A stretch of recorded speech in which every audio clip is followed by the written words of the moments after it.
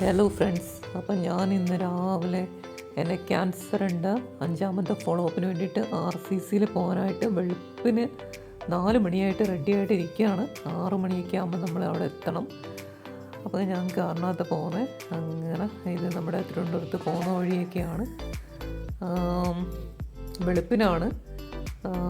അങ്ങനെ എന്താ പറയുക, ഇന്ന് ടെസ്റ്റുകളൊക്കെ ഉണ്ട്, ബ്ലഡ് ടെസ്റ്റ്, എക്സ്റേ, സ്കാനിങ് ഒക്കെ ഉണ്ട്. ഒന്നും ഉണ്ടാവത്തില്ല എന്നൊക്കെ വിചാരിച്ച് സന്തോഷമായിട്ട് പോവുകയാണ്. അങ്ങനെ ഇപ്പോൾ നമ്മൾ ഇത് നമ്മുടെ ടെക്നോ പാർക്ക് കഴക്കൂട്ടം സൈഡൊക്കെയാണ് തിരുവനന്തപുരം. വെളുപ്പിനായതുകൊണ്ട് ഇങ്ങനൊരിതാണ്, പക്ഷെ നല്ല ഭംഗിയുണ്ട്. നമ്മളുടെ ഇത്രയും IT ഫോംസും അതുപോലെ തന്നെ ഫ്ലാറ്റുകളും ഒക്കെയാണ് ഇവിടെ ഈ ഒരു ഏരിയ. പിന്നെ ലുലു മാളൊക്കെ ഉണ്ട് മുന്നോട്ടൊക്കെ പോകുമ്പോൾ. അങ്ങനെ ഇന്ന് ബാക്കി എനിക്ക് സിസ്റ്റേഴ്സിനെ എല്ലാം കാണണം, ബ്രദേഴ്സിനെ കാണണം RCCയിൽ. അപ്പോൾ എല്ലാവരെയൊക്കെ കാണാനുമുള്ള പോക്കാണ്. പക്ഷേ അവരെയൊന്നും കാണുമ്പോൾ നമുക്ക് വീഡിയോ എടുക്കാനോ ഫോട്ടോ എടുക്കാനോ ഒന്നും കഴിയത്തില്ല. അപ്പം അവരെയൊക്കെ കാണണം. പിന്നെ എന്താണ്, അപ്പം ഞാനിത് നമ്മുടെ മെഡിക്കൽ കോളേജ് തിരുവനന്തപുരം, അതിൻ്റെ ജംഗ്ഷനാണിത്. ഇവിടുന്ന് ഇത് മെഡിക്കൽ കോളേജിലേക്കുള്ള എൻട്രൻസ് ആണ്. ഇതിനകത്ത് കൂടെ തന്നെയാണ് നമ്മുടെ ശ്രീ ചിത്ര ഹോസ്പിറ്റൽ, SIT, പിന്നെ റീജിയണൽ ക്യാൻസർ സെൻ്ററിലേക്ക് പോകുന്നത്. അപ്പം മെഡിക്കൽ കോളേജിൻ്റെ എൻട്രൻസിൻ്റെ 2 സൈഡിലായിട്ട് ഇത്. അപ്പം ഇവിടുന്ന് റൈറ്റ് സൈഡിൽ SIT ആണ്. ഈ റോഡ് ഇങ്ങനെ താഴേക്ക് പോകുമ്പോൾ ഇവിടെ ലെഫ്റ്റ് സൈഡിൽ കാണുന്നത് ശ്രീ ചിത്ര ഹോസ്പിറ്റലൊക്കെ വരും. ഇനി കാണുന്നത് ശ്രീ ചിത്ര ഹോസ്പിറ്റലാണ്. ഒരു ഹോസ്പിറ്റലുകളുടെ ഒരു വലിയ ഏരിയ തന്നെയാണിത്. അപ്പോൾ 1 വർഷത്തിൽ കൂടുതലോളം ഇവിടെ തന്നെ ആയിരുന്നു എൻ്റെ താമസം.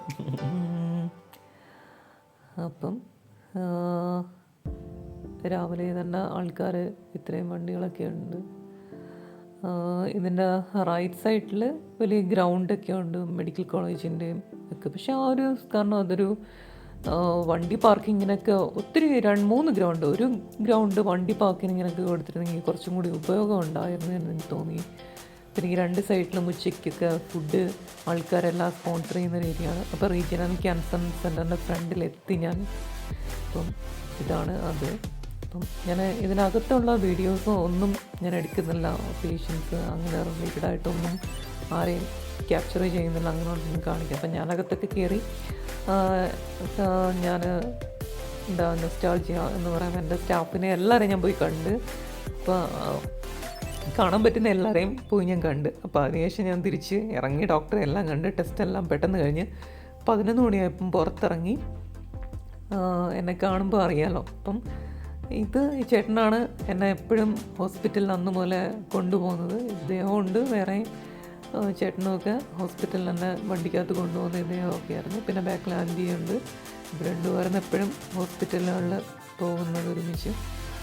അങ്ങനെ എന്നെ കാണുമ്പോൾ അറിയാമല്ലോ, എൻ്റെ റിസൾട്ട് കുഴപ്പമില്ല, സന്തോഷമാണ്.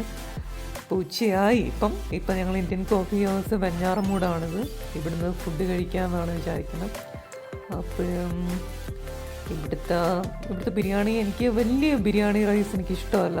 എനിക്ക് കൊച്ചു ബിരിയാണി റൈസാണ് ഇഷ്ടം. അപ്പോൾ ഇവിടുത്തെ വലിയ റൈസാണ് ഞാൻ കണ്ടിട്ടുണ്ട്. അപ്പോൾ അതുകൊണ്ട് തന്നെ ബിരിയാണി ഇവിടുന്ന് കഴിച്ചില്ല. അപ്പോൾ ഇവിടുന്ന് ഞാൻ ബീഫ് ഫ്രൈയും പൊറോട്ടയാണ് കഴിച്ചത്. ഞങ്ങൾ ഒരു ബീഫ് ഫ്രൈ ഞാനും ആൻറ്റിയും കൂടി കഴിച്ചു. ഇദ്ദേഹം ബിരിയാണി കഴിച്ചു. പക്ഷേ ബഗിക്ക് കൊള്ളത്തില്ലായിരുന്നു, ഇപ്പോൾ ക്വാണ്ടിറ്റിയും കുറവാണ്. അപ്പോൾ ഞങ്ങൾ 2 കൂടി 3 പൊറോട്ടയും ഈ ഒരു ബീഫ് ഫ്രൈയും ഷെയർ ചെയ്തു. അദ്ദേഹവും അവസാനം ബീഫ് ഫ്രൈ ഷെയർ ചെയ്തു കഴിച്ചു. കാരണം കുറച്ച് കഴിച്ചാൽ മതി എന്ന് വിചാരിച്ചിട്ടാണ്. ബീഫ് എനിക്കത്ര നല്ലതല്ല. പിന്നെ അതെ, അങ്ങനെ ഫുഡൊക്കെ നമ്മൾ കഴിച്ചു.